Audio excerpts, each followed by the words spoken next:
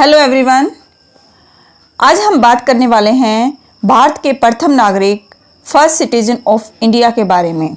तो first citizen of India हैं president of India.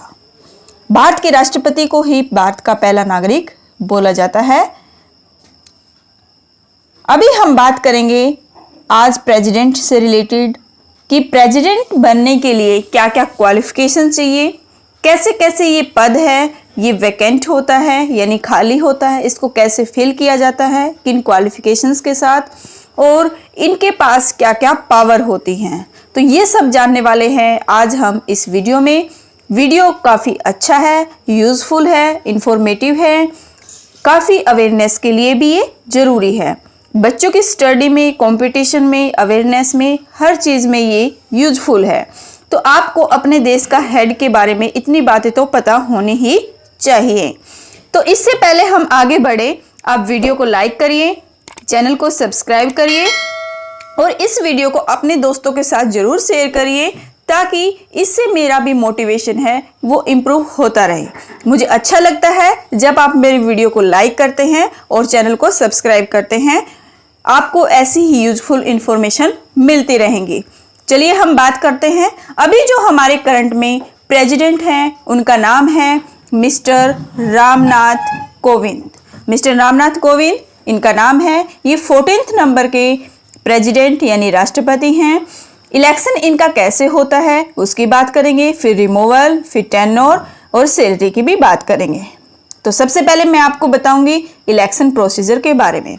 Election procedure है इनका इलेक्टोरल कॉलेज के द्वारा होता है, यानी इसमें ज्वाइंट बॉडीज होती हैं, member of parliament and member of legislative assembly के, इन दोनों के द्वारा इसके इलेक्शन में पार्टिसिपेट किया जाता है। तो ये सभी मेंबर्स इसमें पार्टिसिपेट करते हैं, फिर हमारे देश के जो प्रेसिडेंट है वो इलेक्टेड किए जाते हैं। अब बात आती है एमपीज और एमएलए। जो मेंबर ऑफ पार्लियामेंट और लेजिस्लेटिव के एमएलएज होते हैं ये सब इलेक्ट किए जाते हैं भारत के लोगों के द्वारा, यानी पीपल ऑफ इंडिया इसको क्या करते हैं, सिलेक्ट करते हैं। जो 18 ईयर से अबव हो जाते हैं, जिनको वोट डालने का अधिकार है, वो वोट डालते हैं, इनको इलेक्ट करते हैं और फिर ये प्रेसिडेंट के इलेक्शन में पार्टिसिपेट करते हैं। तो इस तरीके से हमारा जो प्रेसिडेंट का इलेक्शन है वो हम डायरेक्ट नहीं इलेक्ट करते, इनडायरेक्ट तरीके से करते हैं। तो इलेक्शन कैसे टाइप का हो गया है प्रेसिडेंट का, इनडायरेक्ट। अब हम बात करेंगे रिमूवल यानी इनको हटाने का। अगर इस पद से इनको हटाना होता है तो उसके लिए एक काफ़ी स्पेशल प्रोसीजर लाया जाता है जिसका नाम है इम्पीचमेंट। हिंदी में इसको महाभियोग के नाम से जानते हैं। ये कब लगाया जाता है इसकी बात हम आगे करेंगे। अब बात करते हैं टेन्योर यानी कार्यकाल के बारे में। तो कार्यकाल इनका 5 साल का है। 5 इयर्स के लिए ये अपने पद पर बने रहते हैं। सैलरी है 5 लाख रुपीज पर मंथ के हिसाब से इनकी सैलरी है। सैलरी के साथ साथ इनको काफ़ी ज़्यादा अदर फैसिलिटीज भी दी जाती है, जैसे इनको रहने के लिए वेल फर्निश्ड ऑफिशियल रेजिडेंस दिया जाता है जिसका नाम है द राष्ट्रपति भवन, जो फ्रीली होता है इनके लिए और काफ़ी कुछ इनकी फैसिलिटीज़ है वो प्रोवाइड की जाती है, क्योंकि ये हमारे देश के एक तरह से राजा की तरह रहते हैं और हमारे देश के हेडमैन भी यही है, यानी फर्स्ट पर्सन प्रेसिडेंट हैं। अब हम बात करेंगे आगे इसकी कुछ इंपॉर्टेंट इंफॉर्मेशंस के बारे में, यानी इनका पद बनता है तो कैसे कैसे खाली होता है, किन किन स्थितियों में खाली हो सकता है उसकी हम बात करने वाले हैं। तो आप देख सकते हैं यहाँ पर इनका पद जब भी खाली होता है या तो किसी प्रेसिडेंट की डेथ हो जाए तब इस पद पे फिर से इलेक्शन करवाए जाते हैं। अगर डेथ होने के बाद पद एकदम से खाली हो जाता है तो उसको संभालता है उस टाइम के लिए वाइस प्रेसिडेंट, यानी हमारे वाइस प्रेसिडेंट है वो इनकी जगह शिफ्ट हो जाएंगे, उस टाइम के लिए संभालेंगे। मैक्सिमम 6 मंथ के लिए वो ऐसा कर सकते हैं, ये खाली रह सकता है, फिर 6 मंथ के अंदर इलेक्शंस करवाए जाते हैं और इस पद को फिल कर दिया जाता है। या फिर ये अपना रिटन रेजिग्नेशन दे सकते हैं वाइस प्रेसिडेंट को, उपराष्ट्रपति को ये अपना रेजिग्नेशन लिख के दे सकते हैं किसी भी स्थिति में, जैसे कोई हेल्थ इशू आता है, कोई और प्रॉब्लम आती है तो। या फिर इनका 5 ईयर का जो टेन्योर है, कार्यकाल है, समय सीमा है, वो खत्म हो जाती है तब इलेक्शन करवाए जाते हैं। इन स्थितियों में ये पद खाली होता है तभी कोई इलेक्शन के लिए आगे आ सकता है प्रेसिडेंट के इलेक्शन में। इम्पीचमेंट की हमने बात की थी, जिसको हिंदी में महाभियोग कहते हैं। महाभियोग का मतलब क्या है? महाभियोग एक प्रोसीजर है जब प्रेसिडेंट को उसके पद से रिमूवल करना होता है, हटाना होता है। ये तभी पॉसिबल है जब कॉन्स्टिट्यूशन का वोलेशन होता है या फिर किसी कोई ट्रेजेडी, ऐसे बाइबरी वगैरह का जो कोई केस आता है, तभी आप इस पे इम्पीचमेंट का प्रोसीजर कर सकते हैं। ये काफ़ी डिफिकल्ट प्रोसेस होता है, आप इतनी आसानी से इम्पीचमेंट नहीं इम्प्लाई कर सकते। इसके लिए काफ़ी टफ प्रोसेस बनाया गया है अकॉर्डिंग टू कॉन्स्टिट्यूशन। कॉन्स्टिट्यूशन में इस प्रोसीजर के बारे में काफ़ी डिटेल से लिखा गया है, उसके बारे में भी हम कभी डिटेल से बात करेंगे कि क्या प्रोसीजर रहता है इसको हटाने का। तो आप अगर इस पर कोई वीडियो चाहते हैं तो आप मुझे कमेंट करके भी बता सकते हैं, मैं आपके लिए जरूर प्रोवाइड कराऊंगी। आगे हम बात करते हैं इनकी क्वालिफिकेशंस की, क्योंकि जब प्रेसिडेंट बनना है तो हमने ये पता कर लिया कि कैसे कैसे पद की वैकेंसी होती है, कैसे क्या इंपॉर्टेंट फैक्ट होते हैं। तो अब क्वालिफिकेशंस पे चलते हैं। क्वालिफिकेशंस क्या होनी चाहिए इस पद के लिए? तो सबसे पहले क्वालिफिकेशन है must B citizen of India. India का सिटीजन होना चाहिए, यानी भारत का एक नागरिक होगा वही इस पद के लिए इलेक्टेड हो सकता है। Have must have completed 35 years of age, यानी इसने अपनी एज का, अपनी उम्र का है वो 35 ईयर है, वो कंप्लीट कर लिया हो। 35th बर्थडे सेलिब्रेट करने के बाद ही कोई पर्सन इस पद के लिए आगे आ सकता है। Must be qualified for the election as member of the Lok Sabha. Lok Sabha के मेंबर्स के लिए भी जो इलेक्शन है वो क्वालिफाई कर लिया हो। उसके बाद हम बात करते हैं अगले पॉइंट की, यही है कि जो भी प्रेसिडेंट इलेक्शन के लिए आएगा वो दूसरे किसी भी प्रॉफिटेबल ऑफिस पद पर, यानी अंडर ऑफिस किसी भी उसको होल्ड नहीं कर सकता। कोई भी सेंट्रल गवर्नमेंट या स्टेट गवर्नमेंट के अंदर आता है, यानी जो भी लाभवान पद होता है, कोई जॉब होती है स्टेट या सेंट्रल गवर्नमेंट की, उस पर वो नहीं रह सकता साथ में। तो इसलिए सिर्फ वो प्रेसिडेंट ही रहेंगे, इन चीजों को, इनका लाभ नहीं ले पा सकते। आगे हम बात करेंगे इनके बारे में, इनकी पावर्स के बारे में। तो पावर क्या क्या होती है प्रेसिडेंट के पास? तो इन पावर्स की हम बात करते हैं। Executive power, legislative power, judicial power, emergency power, discretionary. तो डिस्क्रिशनरी पावर क्या होती है? इसमें विवेकाधिकार का प्रयोग किया जाता है। विवेकाधिकार का मतलब है कि राष्ट्रपति को किसी भी सिचुएशन पे ऐसा लगता है, वो सोचता है कि इस सिचुएशन के लिए ये सॉल्यूशन है, ये इस सर्कमस्टांस के लिए सुटेबल है। किसी भी परिस्थिति में उनको कोई अगर राय देने की जरूरत पड़ती है देश के भले के लिए किसी भी टॉपिक पे, तो वो उस पे अपने विवेकाधिकार का प्रयोग कर सकते हैं। अब हम इन पावर्स की बात करेंगे, एग्जीक्यूटिव, लेजिस्लेटिव, जुडिशियल और इमरजेंसी। इनकी हम डिटेल से बात करते हैं। तो देखिए यहाँ पर सबसे पहले हम एग्जीक्यूटिव पावर्स की बात करेंगे। एग्जीक्यूटिव पावर में पहला पॉइंट है एडमिनिस्ट्रेटिव हेड, यानी ये पूरे एडमिनिस्ट्रेटिव का हेड माना जाता है इनको। एडमिनिस्ट्रेटिव हेड के पास इनकी पावर्स है। इनके नाम से ही सभी जो भी ऑर्डर्स हैं इशू किए जाते हैं तो राष्ट्रपति के नाम से ही चलते हैं। अब हम बात करते हैं नेक्स्ट पावर की, appoint and dismiss the prime ministers and the council of ministers. यानी ये क्या कर सकते हैं? अपॉइंट कर सकते हैं, डिसमिस कर सकते हैं प्राइम मिनिस्टर को और काउंसिल ऑफ मिनिस्टर को। राष्ट्रपति है वो प्राइम मिनिस्टर को अपॉइंट करते हैं, फिर उनकी एडवाइस पर, उनकी सलाह पर ही काउंसिल ऑफ मिनिस्टर को अपॉइंट करते हैं।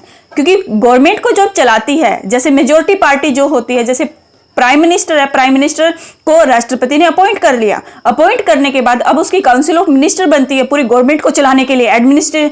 जो भी उनकी मेन बंदे होते हैं हर डिपार्टमेंट के लिए, मतलब लीडर्स चुने जाते हैं काउंसिल ऑफ मिनिस्टर्स में, वो सभी अपॉइंट किए जाते हैं। वो किए तो जाते हैं राष्ट्रपति के द्वारा, लेकिन सलाह किसकी ली जाती है? एडवाइस होती है प्राइम मिनिस्टर की।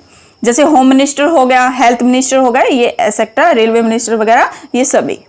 उसके बाद बात आती है कुछ हाई ऑफिसर्स होते हैं। हाई ऑफिसर्स के लिए भी ये अपॉइंटमेंट देते हैं, उनको डिसमिस करते हैं। उनके नाम देखिए यहाँ पर, अटॉर्नी जनरल ऑफ इंडिया।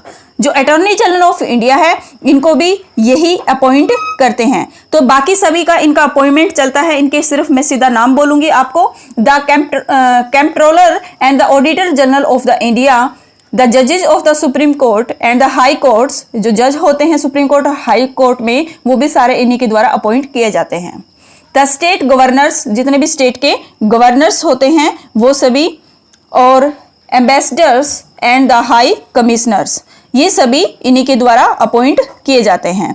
बाकी भी कुछ पद हैं, ऐसे कुछ ऑफिसर्स हैं, हाई ऑफिसर्स, जो इन्हीं के द्वारा अपॉइंट किए जाते हैं। उनके नाम देख लीजिए, यहां पर हैं इनके नाम, chairman's and members of union public service commission, यानी यूपीएससी के जो भी मेंबर सेलेक्टेड होते हैं, यूपीएससी के द्वारा किए जाते हैं एडमिनिस्ट्रेटिव डिपार्टमेंट के द्वारा, वो सारे उनके चेयरमैन और मेंबर होते हैं, वो इन्हीं के द्वारा अपॉइंट किए जाते हैं।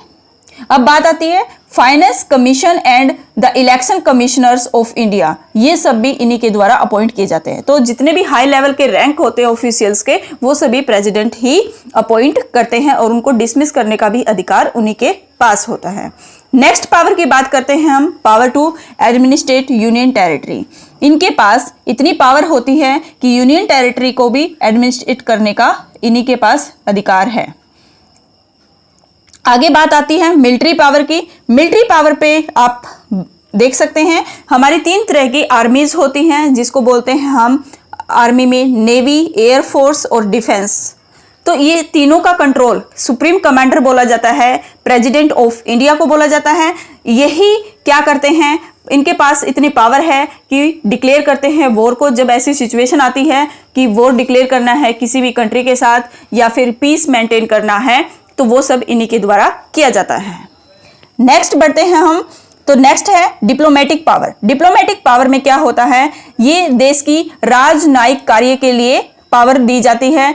देश का प्रतिनिधित्व करना, कोई फॉरेन कंट्रीज में अगर हमें कोई एम्बेसडर है, यानी देश से कोई दूत भेजना है, हाई कमिश्नर्स, ये सब इस पावर का यूज करके राष्ट्रपति है उनको भेज सकते हैं। अब हम अगली पावर्स के बारे में बात करेंगे, legislative powers of president. President की लेजिस्लेटिव पावर क्या क्या होती हैं, तो सबसे पहली पावर के बारे में हम बात करने वाले हैं। यहां पर देखिए, टू समन प्रोग द पार्लियामेंट, यानी ये सम्मन कर सकते हैं। सम्मन का मतलब होता है जो लीगली तरफ से बुलावा होता है उसको बोलते हैं सम्मन। तो प्रोग का मतलब होता है स्थगित करना, रोकना। तो इनके पास ये पावर होती है कि दोनों हाउसेज की ज्वाइंट सीटिंग करा सकते हैं, उनको बुला सकते हैं और उनको रोक भी सकते हैं, स्थगित कर सकते हैं। अगली पावर है to dissolve the Lok Sabha. Lok Sabha को डिजोल्व करने की पावर है, यानी उनको भंग करने की पावर है। ये प्राइम मिनिस्टर को एडवाइस दे सकते हैं कि टाइम से पहले है वो लोकसभा का जो सेशन है उसको क्या कर देना है, भंग कर देना है, डिजोल्व कर देना है। Nomination of MPs, member of parliament का नॉमिनेशन किया जाता है। ये नॉमिनेशन इस तरीके से होता है कि राज्यसभा में 12 मेंबर्स का नॉमिनेशन होता है और लोकसभा में 2 मेंबर्स का। तो टोटल मिलाकर 14 मेंबर का प्रेसिडेंट है वो नॉमिनेशन करता है। ये अपने इनकी खुद की पावर होती है। बाकी जो मेंबर्स होते हैं वो सब इलेक्टेड होते हैं, लेकिन ये मेंबर होते हैं ये प्रेसिडेंट के द्वारा नॉमिनेट होते हैं। ये अलग अलग फील्ड से विख्यात जो पर्सन होते हैं, किसी भी जैसे लिटरेचर से, साइंस से, सोशल साइंस से, आर्ट से, किसी भी फील्ड से ये हो सकते हैं, तो उनको नॉमिनेट किया जाता है प्रेसिडेंट के द्वारा। नेक्स्ट पावर की बात करते हैं, तो prior sanction before introducing certain bill, कुछ बिल लाने से पहले इनकी सबसे पहले सहमति लेनी पड़ती है प्रेसिडेंट की। तो वो कौन कौन से बिल हैं वो मैं आपको बता देती हूँ। जैसे कि मनी बिल आता है तब सबसे पहले प्रेसिडेंट की सहमति ली जाती है। फिर अ bill for creation of new state, नई स्टेट बनाने के लिए जो भी बिल आता है। Bill for alteration in the territories of state, state की जो बाउंड्री होती है, टेरिटरी होती है, उसको चेंज करने के लिए भी इनकी पहले सहमति ले ली जाती है। नेक्स्ट पावर की बात करते हैं हम यहाँ पर, असेंट टू लेजिस्लेशन। लेजिस्लेशन यानी प्रेसिडेंट है वो अपनी सहमति देता है जब भी कोई बिल लाना होता है। बिल किस लिए लाया जाता है, बिल तभी लाया जाता है जब देश में किसी कानून को बनाना हो। तो कानून को बनाने से पहले जो प्रोसीजर होता है वो बिल से पास होता है, और फिर बिल पर जब पार्लियामेंट की सहमति मिल जाती है, बोथ हाउसेज पार्लियामेंट के अंदर आते हैं और प्रेसिडेंट की सहमति, तो इन सब की सहमति मिलने के बाद मेजोरिटी के साथ फिर तभी ये बिल है वो लॉ यानी कानून के अंदर चेंज हो जाता है, उसी को हम कानून बोलते हैं, जो देश में लागू हो जाता है। तो बिल को पास किया जाता है। इसमें प्रेसिडेंट के पास इतनी भी पावर होती है कि वो रिकंसिडरेशन के लिए यानी दोबारा से विचार विमर्श के लिए वापसी भी भेज सकता है। ये सब पावर भी होती है उनके पास। टू इशू ऑर्डिनेंस, ऑर्डिनेंस का मतलब होता है अध्यादेश, हिंदी में इसको अध्यादेश बोलते हैं। अध्यादेश कब लागू किया जाता है? ये एक तरफ से टेम्परेरी कानून होता है, ये किसी स्पेशल कंडीशन के अंदर ही बनाया जाता है। जैसे कि पार्लियामेंट की वो सिटिंग सेशन नहीं चल रहा हो तब कोई कानून की जरूरत पड़ जाए, या फिर प्रेसिडेंट को लगता है किसी इमीडिएट नेसेसरी लेजिस्लेटिव एक्शन लेने की जरूरत है, कोई कानून बनाने की जरूरत है किसी सेटिस्फेक्शन के लिए, तो उसमें भी इसका यूज किया जाता है। इस पावर का तभी यूज होता है तब राष्ट्रपति है वो इसमें सहमति दे देते हैं और उसको लागू कर दिया जाता है। तो ऐसा होता है। बाद में फिर पार्लियामेंट की जब सीटिंग आती है तो 6 वीक के अंदर उसको लागू में रूप में चेंज कर दिया जाता है, ऑर्डिनेंस को लॉ बना दिया जाता है। ऐसा ये लेजिस्लेटिव पावर के अंदर चलता है। अब मैं बताने वाली हूं जो हमारे देश के फर्स्ट प्रेसिडेंट थे। फर्स्ट प्रेसिडेंट कौन थे? मिस्टर राजेंद्र प्रसाद जी। तो मिस्टर राजेंद्र प्रसाद हमारे पहले प्रेसिडेंट रहे हैं। ये ऐसे राष्ट्रपति रहे हैं जो लगातार 2 बार रहे थे देश में, तो इनका कार्यकाल 2 बार तक चला था। आगे हम बात करेंगे अगली पावर्स के बारे में, जो है जुडिशियल पावर। जुडिशियल पावर में आप देखिए यहाँ पर, तो सबसे पहले हम जुडिशियल पावर की बात करते हैं। पहली पावर है टू मॉडिफाई पनिशमेंट, यानी इनके पास, प्रेसिडेंट के पास इतनी पावर्स होती हैं कि वो किसी को भी मॉडिफाई कर सकते हैं, पनिशमेंट को समाधान करने का अधिकार है वो इनके पास होता है। तो प्रेसिडेंट के पास होता है जब किसी डेथ केस में पनिशमेंट है उसको मिनिमाइज करना हो, या किसी भी ऐसा, तो किसी पर्सन को है वो पनिशमेंट से मुक्त यानी उसकी डिग्निटी को बचाने के लिए ऐसा कुछ करना हो तो इनके पास ये पावर है, ये कर सकते हैं। Power to consult the supreme court, इनके पास ये पावर है, ये अपनी जो भी है सुप्रीम कोर्ट से एडवाइस ले सकते हैं, उसकी ओपिनियन को ये मान भी सकते हैं सुप्रीम कोर्ट को, और नहीं भी माने तो उनको कंसल्ट करने का किसी भी कानून को बनाने में या किसी भी पनिशमेंट पावर में ये उनसे डिस्कस कर सकते हैं। तो इनके पास ये काफ़ी अच्छी पावर्स हैं। जुडिशियल पावर भी है इनके पास, और लेजिस्लेटिव और एग्जीक्यूटिव पावर हमने पढ़ ली है। अब बात करते हैं हम नेक्स्ट पावर की, तो इमरजेंसी पावर के बारे में हम बात करेंगे। तो उससे पहले मैं आपको एक फिर बात बता देना चाहती हूं कि जो हमारे देश की पहली महिला राष्ट्रपति बनी हैं वो कौन है, उनका नाम आप सोच सकते हैं, आपको पता भी होगा, तो मुझे कमेंट करके भी बता सकते हैं। इमरजेंसी पावर की बात करते हैं। प्रेसिडेंट के पास इमरजेंसी पावर होती है, ये इमरजेंसी लगा सकते हैं। तो इमरजेंसी पावर्स में कौन सी होती हैं? ये 3 इमरजेंसीज होती है, national emergency, constitutional emergency, financial emergency. National emergency article 352 के अंडर लगती है, इसमें उसके अकॉर्डिंग रूल्स लागू किए जाते हैं। तो हम बात करते हैं नेशनल इमरजेंसी की। ये तभी लगती है जब किसी देश के साथ वॉर यानी युद्ध लग रहा हो, या इंटरनल एग्रेशन की बात चल रही हो, यानी आंतरिक दंगे चल रहे हो, तो उन सब के बाद ये लगाई जाती है।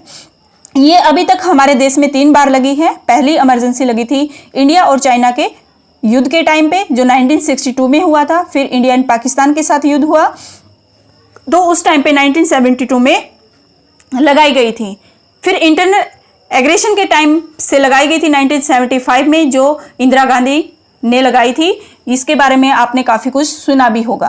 तो 3 बार ये इमरजेंसी लग चुकी है। सेकंड इमरजेंसी है कॉन्स्टिट्यूशनल इमरजेंसी। ये तभी लगाई जाती है जब किसी स्टेट के द्वारा कॉन्स्टिट्यूशन को ब्रेक किया जाता है, उसके अकॉर्डिंग वहाँ पर शासन नहीं किया जाता, तो कॉन्स्टिट्यूशनल इमरजेंसी का यूज किया जाता है। थर्ड हमारी जो इमरजेंसी है वो है फाइनेंशियल इमरजेंसी। ये तभी लगाई जाती है जब देश में फाइनेंस से रिलेटेड कोई भी अनस्टेबिलिटी चल रही हो, आर्टिकल 360 के अंदर ये लगती है। तो आज हमने प्रेसिडेंट के बारे में काफ़ी कुछ जाना। प्रेसिडेंट से रिलेटेड हमने पावर्स, उनकी क्वालिफिकेशंस, कैसे वैकेंसी होती हैं, थोड़ी बहुत एक्स्ट्रा इन्फॉर्मेशन भी आपने जानी, बिल किसको कहते हैं, एसेक्टा एसेक्टा, कुछ मीनिंग्स काफ़ी यूजफुल है आपके लिए, काफ़ी अवेयरनेस बढ़ाने के लिए। तो हमारे साथ ऐसे ही जुड़े रहिएगा, हमारी वीडियो के साथ बने रहिएगा, क्योंकि आप जब मेरे साथ जुड़े होते हैं तो मैं आपको कम समय में आपको अच्छी इन्फॉर्मेशन प्रोवाइड करने की कोशिश कर रही हूँ। इस वीडियो को ज़्यादा से ज़्यादा शेयर करिए, क्योंकि आप शेयर करेंगे तो सब्सक्राइबर बढ़ेंगे तो मुझे काफ़ी ज़्यादा मोटिवेशन मिलेगा, और इसी मोटिवेशन के साथ मैं कुछ अच्छा आपके लिए करने वाली हूँ। तो सब्सक्राइबर बढ़ाएं और ज़्यादा से ज़्यादा लोगों को जोड़ें। धन्यवाद आपका इस चैनल के साथ जुड़ने के लिए। जय हिंद, जय भारत। मिलते हैं अगली वीडियो के साथ।